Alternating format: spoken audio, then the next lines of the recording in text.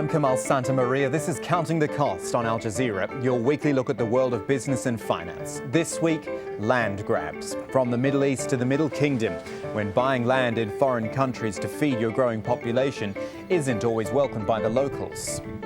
Also an in-depth look at trade. Free trade in the Americas, where Colombian flower growers stand to benefit, and global trade's powerhouses of tomorrow.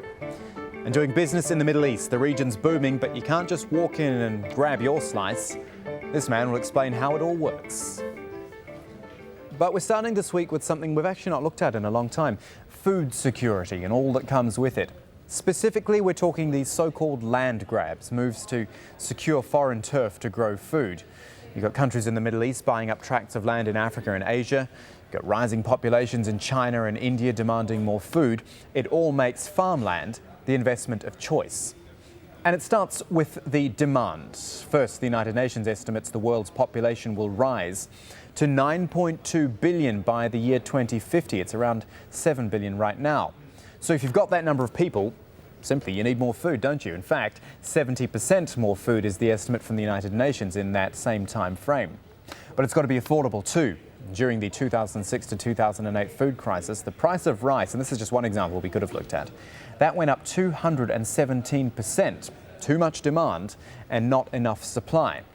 Which brings us back to these land grabs, acquiring land to produce more of that food which we need and just maybe start to help people out of poverty, bearing in mind 75% of the world's population does make its living from farming.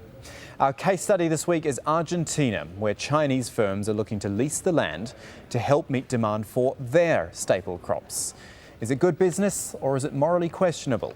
Teresa Bo looks at that for us.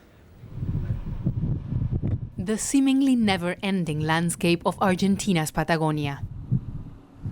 A pristine land that Roberto Bellocchio would like to see flourish. He's a farmer, and his family has been living here for almost 200 years. Now a food company based in China is eyeing this part of the country and its potential to grow its own food. Nobody cared much about this part of the world. Now the Chinese are offering to invest in the area, and we will pay them back with our crops that would be exported back to China. Roberto's land is in the province of Rio Negro. China's Huang Food Company has agreed to lease over 300,000 hectares of land here to grow genetically modified soya, corn and other crops. Water is scarce in this part of Argentina. In fact, people here tell us that it hasn't rained since January. You can see how low the water is in this hydroelectric plant. The Chinese say that they will invest in infrastructure and that they will rebuild the badly damaged irrigation system in the area. But not all the news is good for people here. Norma owns a small piece of land where instead of soya beans, she grows fruits. She's afraid of the environmental damage that comes with excessive use of agrochemicals involved in large-scale farming. They're talking about taking over the last valleys in Latin America to produce soy for China's pigs and for biodiesel. This is not leaving anything for us, only the contamination left behind by the agrochemicals involved in growing soya beans. The agreement between the Chinese and the Rio Negro province comes at a time when President Cristina Kirchner is hoping to pass a law that would prevent foreigners from buying large extensions of land. But it does not prevent them from renting it. Some social groups say the law is useless. A law to prevent foreigners from buying won't prevent land grabbing from taking place, because in Argentina, it's about using the land, not owning it. In fact, for the Chinese, it is easier to come, use the land, destroy it, and then leave. While some view the deal with Huang as a beneficial one, others see it as an example of the latest form of exploitation, one that allows powerful nations to come to the ends of the world to grow the food they cannot cultivate back at home. So there's pros and cons, good and evil in this story, and we're going to explore both sides with Kamal El-Kheshen, the Vice President of the African Development Bank, but joining us from Des Moines, Iowa this week, actually. Mr. El-Kheshen, thank you for your time. I want to look at the first side of the argument, that being, as it was in our case study, the Chinese going to Argentina and leasing land to grow food. It actually sounds like good business sense and maybe just a necessity of growing populations. Well, as we speak, there are about 950 million people who are hungry today, out of a world population of over 6 billion people, which is projected to reach somewhere around 9 billion people in about 20 to 30 years. There is an issue, which is producing enough food to feed the world. As you said,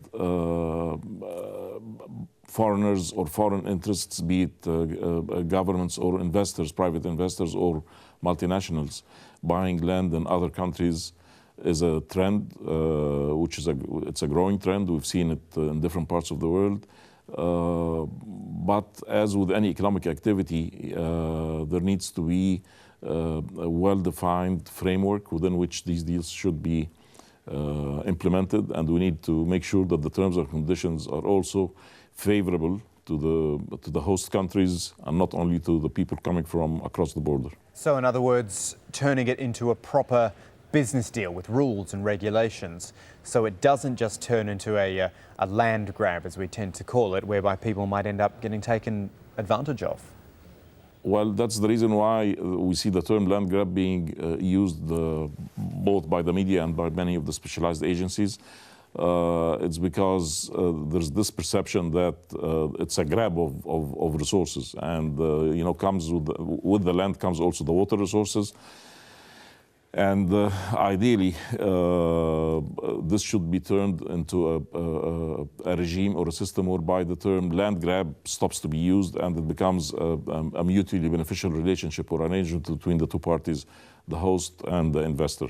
Do you think it's a type of practice which should carry on? I know that seems a little broader question, but it sounds like if you put the right framework in place, then it could actually be used properly as a business model.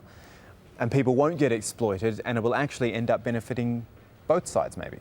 We, as the African Development Bank, have been observing that trend, and we want to make sure that the African countries are also on the right side of the deal. In other words, that there's as wide as possible benefits are accruing to the country and to the different sectors, and above all, of course, to the sub-regions within a country where the lands are actually being, the ownership or the titleship of the land is exchanging hands. For example, we're calling for maybe using lease arrangements rather than outright purchase. And we just want to make sure that these deals do not affect the food security of the host country. They are also lead to good and proper and economic use of the land and water resources, that we don't see displacement of small smallholder farmers. You know, a phrase you kept using there was the food security of the host nation. It sort of makes me stop and think, if you've got country A wanting to lease land in country B for growing food and supporting a population, then that actually suggests the land in country B is ready to be used. It just needs the right know-how and the right infrastructure to utilise it. Surely that should be the end goal here, those home countries using their own land, doing it for their own people. Yes, but sometimes we must recognize that different countries are at different stages of development. Sometimes some of the host countries either do not have the right regulatory framework, or they don't have the right capital investments to bring these lands into production, and therefore much of it is left fallow or is in smallholder production and subsistence farming. Again, ideally, the subsistence farmer should be assisted to turn into a commercial farmer, whereby he or she produces for himself or herself and their families, and also produce a little extra which could be traded on the local markets to bring food to the growing populations in the city, because we see a growing trend of urbanization as well. Kamal El Kheshen from the African Development Bank. It's been a pleasure talking to you. Thank you for joining us.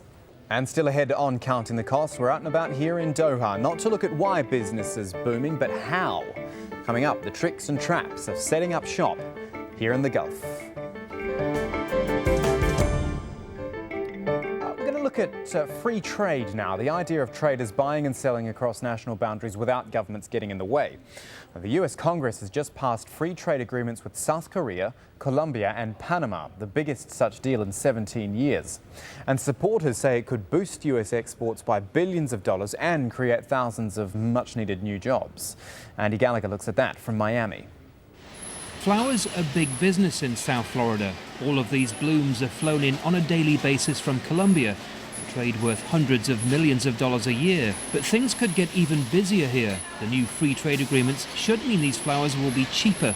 And sales manager Carlos Bermudez says that's good for business. It will also benefit creating more jobs because probably the consumer will buy more flowers. The more flowers they buy, the more jobs will be created in the U.S. as well as in Colombia. The Obama administration claims the new agreements could boost U.S. exports by at least $13 billion a year and create more than 20,000 new jobs. On the face of it, then, this would seem like a win-win situation for all the countries involved. Not only will tens of billions of dollars of new trade be created, but also thousands of much-needed jobs. But there are those who say not everyone will benefit from this free trade agreement. Historically, free trade agreements have been a double-edged sword, creating opportunities for some and problems for others. Critics say jobs are often created overseas where labour is cheaper, leading to job losses for American workers. Conditions for workers in Colombia is also an issue that concerns some. Civil liberties groups point to the deaths of union leaders and a poor record in the prosecution of their killers. Colombia has an abominable human rights record, and while certain improvements have been made under the Santos administration and we're seeing a certain opening and a willingness to talk about certain issues, it's still the most dangerous place in the world for union leaders. It's still a place where human rights leaders are constantly harassed. There are baseless prosecutions against them. They're attacked. They are even killed. Still, this is the biggest trade deal in years, and it's already creating a buzz in the business community. Everybody's struggling right now. So right now, this will boost the economy, this will create opportunities, and I think the future will be very successful. It's unclear what immediate impact the agreements will have in the US, but this is an economy that can ill afford any failure.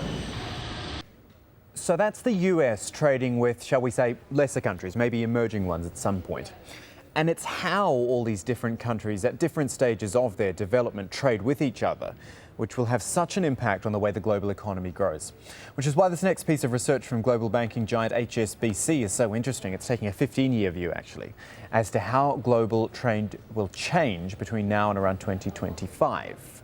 It predicts merchandise trade, real tangible goods you can touch and buy, will grow 73% to $48.5 trillion. Asia's trade volumes alone will double to almost $14 trillion. And unsurprisingly, China's share of world trade will reach 13%, overtaking the United States to become the world's biggest trading nation. Now, alongside China will be the usual suspects, the Brazils and Indias, for example. But what's interesting is HSBC's research also suggests you'll start seeing names like Egypt, Vietnam and Indonesia not far behind. Now, one man who knows plenty about these global trade trends is the head of global commercial banking at HSBC Bank, Alan Kier, who joins us this week from Hamburg to talk about that trade report. Alan, it's good to have you with us. Let me quote to you what I thought was actually quite a bold statement in your report. It said that the international business landscape will be reshaped through new emerging trade trends. When you say reshaped, how significant, how big will that reshaping be, and over what sort of time frame do you think? Well, the report looks out over 5, 10 and 15 years. So if you look at the 15-year piece, the longer term, you can quite clearly see that emerging markets are going to become more important. So we're talking about China, India, Brazil. Of course, they're going to grow their market share of world trade. But they're also going to be coming through some exciting new opportunities in markets like Indonesia, Vietnam, Colombia and others that are really going to help drive different patterns of world trade. We also see another key element of the changing world trade is going to be that global supply chains are going to relocate far more to faster growing markets, take advantage of those markets, and that will equally change those patterns of world trade over that 15-year period. But what about the traditional markets, the Europes, the North Americas, without getting too much into the Eurozone issue, which I do want to talk about later? What sort of growth are you expecting from them trade-wise, and how does it stack up compared to previous years? Europe will still be one of the world's major trade hubs, as will the US. but they are going to grow more slowly. And therefore, you'll see this increasing shift towards opportunity in faster growing markets. So there is still a very positive story for Europe and for the US because of their size and still the key importance as anchors in the global supply chains. But actually, what's really going to be the story is going to be around faster growing markets. Okay, so let's talk about those faster growing markets and particularly the way they will trade now. Will they almost be setting up, and I guess we're looking here again, the long-term outlook, the 15-year one which you've got, will they almost be setting up their own trade tier where they, the emerging markets, trade between each other and therefore the importance of the established market starts to diminish simply because these countries have got each other, they've got their own trading platform to use? Yes, faster growing markets will trade with each other. There will be this emerging south-south trade, the southern Silk Route, if you like, where there will be far more direct trade, so for example, between Brazil and China. And yes, that will diminish the power of, if you like, the old established trading hubs of the US and Europe. That'll be a slow, gradual shift, but it will definitely happen as actually the trading patterns within faster growing markets themselves shift. So China doesn't just become if you like, a low-cost exporter. China now becomes a real trading economy with imports and exports, bolstering its importance in the overall balance in world trade. Okay, Alan, let's drill down into some specific countries outside of the obvious ones, the Chinas and the Brazils. I want to start with Middle Eastern countries. Egypt, first of all, predicted to have the highest growth in international trade values. Now, is that a result of the country opening up because of the revolution, or was there already something brewing in Egypt's trade industry? I think Egypt has a great prospect. And that is to become the gateway, the trading, another trading hub for the Middle East. And that's what drives a lot of its, if you like, outperformance in terms of world trade share potential. So Egypt, yes, it needs to normalize, but also there is this opportunity as this trading hub for the Middle East. So that's what we see driving the growth. And you know, there's a huge opportunity for it. You were also talking about, and I think you termed them earlier, exciting new markets, places like Vietnam and Indonesia. The numbers you've got on those are big, about 144% growth in trade by 2025. What is it that's opening up those markets? What is it that's exciting about those markets? The opportunities in Vietnam and Indonesia come about because of strong domestic growth. They have an aspiring middle class, they have strong demography, and they are also well positioned as trading hubs for exports. They are competitive, and therefore supply chains can relocate there and be competitive globally. That's driving part of the trade, allied to the strong emergence of domestic demand, which will draw on imports. So they get the benefit also of like a double count of exports being driven by being very cost effective and imports through a growing GDP growth for the domestic middle class. Just a final thought from you, Alan. Should all of these numbers, these very strong trade growth numbers out of the emerging nations, should they worry the established economies of Europe and North America? Or should they perhaps be viewed as an opportunity? I believe the US and Europe need to see this as an opportunity. They need to look at some of these exciting markets and think, these economies are going to be more important in world trade. We have to prioritize our trading links with them. We have to prioritize how we educate and help our businesses access those markets. At HSBC, we're very keen to make that happen, hence the research we've produced. And also we understand the importance of funding some of that trade.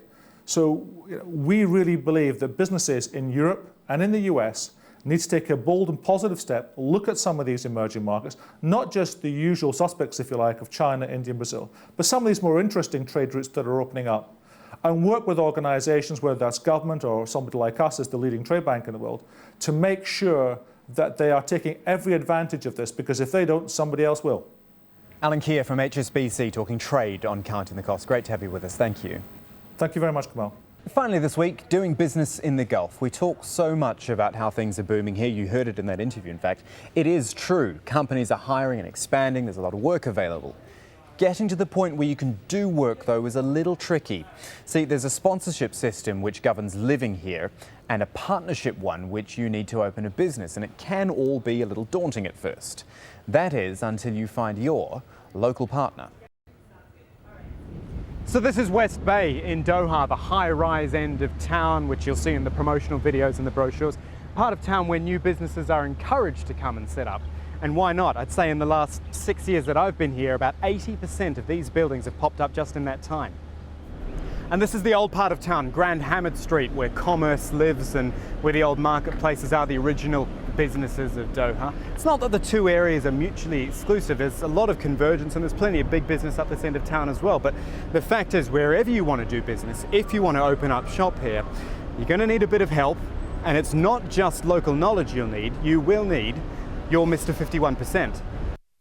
And John Ford could be your matchmaker. He works as a go-between for prospective business owners and their would-be local partners, and explains to us how business works in Qatar and why you can't just go it alone.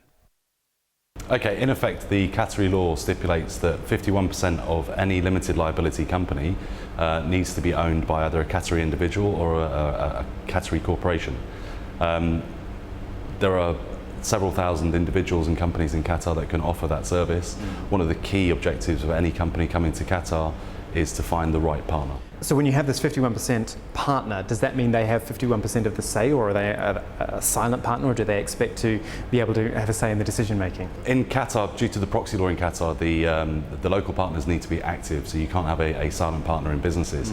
Different partners will offer different things to different companies, be it funding, be it business relationships, be it governmental contracts.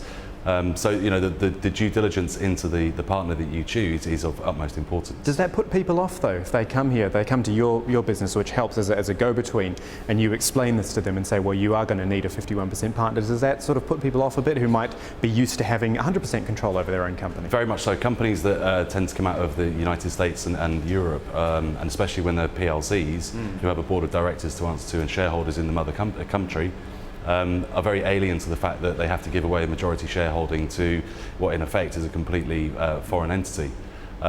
But unfortunately or fortunately, the law doesn't allow for 100% foreign ownership unless it's based on a government contract. Have you had any instances of people wanting to come here and set up a business and they go, I've got a great idea, I want to do this, and then you sort of look at it and think, not sure if that's going to work? We've come across companies that have ideas that I personally have questions over. However, my job is not to tell whether an idea is good or not. My idea is to actually help that client execute the objectives that they have. I wouldn't want to be the person who told Steve Jobs or Bill Gates that they couldn't succeed in what they did, and there's no reason why that any of our clients couldn't. But obviously you do come across clients and individuals that have an idea and they haven't taken into consideration the culture, and they haven't taken into consideration the geography of the country before they want to execute these plans. What about the idea of things going wrong? Okay. Again, if I owned my company 100% and I suffered from an economic downturn and my company went down the tubes, that's my problem. But if I've got a 51% partner who is the reason I've been able to set up here, that changes the game entirely if there's problems. Things do go wrong, and I suppose it's like any relationship. The fundamental part of the 51-49% ownership is making sure that you've got that right partner. So when companies go through hard times, that they're getting the right support, and very much so that the relationship has been mapped out before the partnership takes place. So in the eventuality that something does go wrong, the foreign party is protected and the local party is protected as much as possible. I've been here 6 years. You've been here a lot longer than that, in and out and all that. The change must have been extraordinary in that time, business-wise. Business-wise, and the country itself has changed a huge amount. If I go back to when I first came to Qatar, it was a small, fairly oil-rich state. Today it's one of the leading players in LNG supply for around the world and sits on top of one of the largest natural gas reserves. The culture hasn't changed, the people haven't changed, the landscape is in the process of changing. And I think, you know, in the next 10 years that will be accelerated. But has business evolved? Because if you're going to take Doha and Qatar into the global economy and not just, you know, investing in other parts of the world and actually taking the country to them, it's got to evolve to, I'm not going to say Western standards, but to what's expected in other parts of the world. There's got to be some convergence there. There's been a huge amount of development in terms of industries outside of the oil and gas sector, whereas previously obviously the country was heavily or purely dependent upon the income generated from the petrochemical industry.